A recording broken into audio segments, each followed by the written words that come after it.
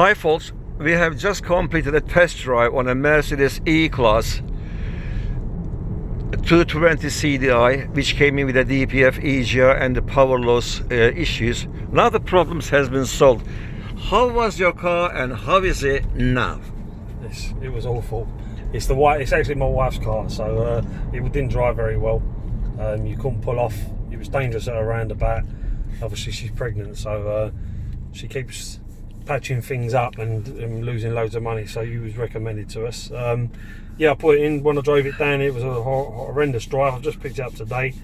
You can actually put your foot down, build up some speed, pull off from a roundabout pretty safely, or safely should I say, and I'm looking forward to getting the car back to her and having a happy wife again. Okay.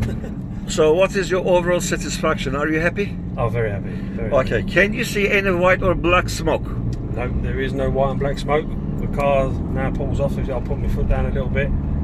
You couldn't even do that when I drove it over. It was probably a danger to drive. I was of the opinion that we'd have to probably scrap it, get rid of it. It was that poorly. Now it drives as good as it was when I first got in it with my wife. So. Okay.